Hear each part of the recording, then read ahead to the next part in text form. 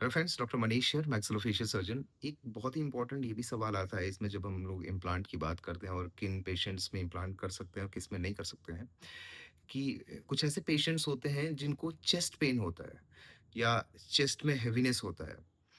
तो ऐसे दर्द को सामान्यतः चलने में या एक्सरसाइज करने में या रनिंग करने में, कोई भी डे टू डे एक्टिविटी करने में जब उसको चेस्ट में पेन होता है, तो उसको हम लोग एंजाइना का पेन कहते हैं। ये भी कई तरह का होता है, जैसे कि कई बार जो दर्द होता है वो कुछ एक्सरसाइज़ यानी कि एक्टिविटी करने पे होता है, और कई बार ये दर्द जो होता है वो विदाउट एक्टिविटी करने पे भी होता है। मतलब आप सोए हुए हों, लेटे हुए हैं, तभी भी आपका चेस्ट में पेन हो सकता है। वो पेन आपके शोल्डर में, लेफ्ट साइड शोल्डर में भी जा रहा है, जबड़े में भी आ रहा है, बैक में भी जा रहा है, आपके कंधे की तरफ, पीछे की तरफ जा रहा है। तो ये जो सिम्पटम है, कई बार हम लोग हार्ट अटैक का सिम्पटम ही मानते हैं कि इस तरह की चीज़ें हैं तो हार्ट अटैक की संभावना होती है। लेकिन कई बार ऐसा नहीं होता। कई बार क्या होता है कि जो हमारा हार्ट का खुद का ब्लड सप्लाई है, ऑक्सीजन सबके लिए चाहिए। हर सिस्टम में, मतलब बॉडी में जितने भी सिस्टम है, सबको चलने के लिए ऑक्सीजन चाहिए होता है। और अगर ऑक्सीजन की सप्लाई हार्ट के लिए कॉम्प्रोमाइज़ हो जाए, तो जो खून की नली होती है जो कि हार्ट को सप्लाई करती है, अगर उसमें कोई दिक्कत आ जाए, जिसको हम लोग कोरोनरी आर्टरी बोलते हैं, तो इस तरह का दर्द होना स्वाभाविक है। तो क्या इस तरह का जो पेशेंट होते हैं जिसमें स्टेबल एंजाइना या अनस्टेबल एंजाइना जिसको बोलते हैं, जिसमें कि लेटने पे भी या बैठने पे भी अगर दर्द रहता है, क्या उस तरह के पेशेंट के हम लोग इम्प्लांट कर सकते हैं, नहीं कर सकते हैं? देखिए, इस तरह का जो दर्द है जो चेस्ट में होता है, इवन उस पेशेंट को भी हम लोग इम्प्लांट कर सकते हैं। बट कुछ चीज़ों को बहुत प्रिकॉशन लेना है, जैसे आपका जो कंसर्न फिजिशियन है और कार्डियोलॉजिस्ट है, वो ऑन बोर्ड होने चाहिए। दूसरा क्या है कि सामान्यतः ये लोकल एनेस्थीसिया में होता है तो सेफ रहता है, लेकिन आपको उस तरह के जो पेशेंट जिनकी हिस्ट्री है बताते हैं, या अगर आपने सडनली डिस्कवर की इस तरह से, चूँकि जब जब भी आप सर्जिकल कोई भी प्रोटोकॉल मतलब सर्जरी के लिए रेडी कर रहे हैं, तो आप बहुत सारे क्वेश्चनर आप पूछते हैं, सवाल-जवाब पूछते हैं पेशेंट, तो उस क्रम में अगर ये चीज़ पता चलती है किसी भी सर्जरी से पहले, डेंटल इम्प्लांट नहीं, और भी किसी भी तरह सर्जरी की होने से पहले, जब सर्जन जो है वन टू वन जो टॉक करते हैं अपने पेशेंट से, तो उसमें अगर वन ऑफ अचानक सडनली डिस्कवरी होती है इस चीज़ की, तो आपको हमेशा ये चीज़ का ध्यान रखना है कि आपको जो एनेस्थीसिया देनी है, उसमें एडीआर होता है, एड्रेनालिन एक दवाई होती है, एपिनेफ्रिन बोलते हैं उसको।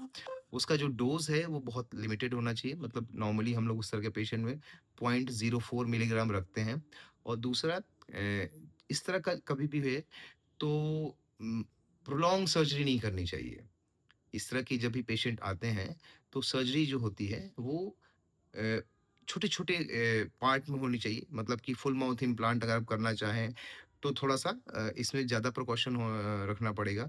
सामान्यतः छोटे-छोटे स्लॉट्स में सर्जरी करनी चाहिए। एक और बहुत इम्पोर्टेंट चीज़ कि इस तरह की सर्जरी अगर आप हाई रिस्क पेशेंट पे कर रहे हैं, पेशेंट विलिंग है बहुत ज़्यादा, तो हॉस्पिटल में करें तो ज़्यादा बेहतर है। मतलब ये पेशेंट के पर्सपेक्टिव से भी, आप किसी छोटे जगह पे किसी सर्जन ने बोल दिया, तो आप नहीं कराइए ये चीज़, क्योंकि लाइफ रिस्क बहुत। दूसरा, आप हमेशा जब भी ये, चूँकि एक ऐसा कंडीशन है कि रिस्की चीज़ है, आप जो अपनी नाइट्रोग्लिसरीन की जो दवा होती है, वो हमेशा पास रखें। अगर कभी अचानक वन ऑफ सडन ये एपिसोड आ भी जाता है, तो आप 5-5 मिनट के अंतराल पे 3 बार ये दवाई ले सकते हैं। और कई बार क्या होता है कि अगर इसके बाद भी इसके बाद नॉर्मली क्या होता है कि जब दवा आप नाइट्रोग्लिसरीन की जीभ के नीचे रखते हैं, तो थोड़ी देर में जो चेस्ट का पेन है, जो टाइटनेस है, जो हेवीनेस है, वो चली जाती है। लेकिन अगर ऐसा 3 बार करने के क्रम में भी नहीं जाता, जिसका मतलब काफ़ी चांसेस है कि हार्ट अटैक आपको हुआ है। तो आप हमेशा एक कॉर्पोरेट हॉस्पिटल में कराएँ ये चीज़, या बड़े हॉस्पिटल में कराएँ जो सर्जन। अच्छा, दूसरा है, आप ये काम नॉर्मली, चूँकि इम्प्लांट है, बहुत सारे और भी लोग भी करते हैं सर्जन के अलावा। लेकिन मैं ये हमेशा बोलूँगा कि इस तरह की जब चीज़ हो, तो आप हमेशा अपनी सर्जरी किसी मैक्सिलोफेशियल सर्जन से कराएँ, बिकॉज़ वो सर्जरी उनको प्रैक्टिस होती है डेली करने की। एक इम्प्लांट तो छोटी सर्जरी है। अपार्ट फ्रॉम दीज़ सर्जरी, जो भी मेजर सर्जरी करते हैं, तो उनको उनका एनकाउंटर इस तरह के पेशेंट से अक्सर होता रहता है, और वो बहुत शुरुआत में चीज़ों को भाँप लेते हैं। तो लाइफ़ आपकी कंपैरेटिवली सेफ रहेगी, और ऑन बोर्ड कार्डियोलॉजिस्ट तो आपके रहेंगे ही रहेंगे। तो इस तरह का कोई अगर समस्या है, उसमें भी हम लोग इम्प्लांट कर सकते हैं, ऐसा नहीं कि कोई कॉन्ट्रा इंडिकेशन है।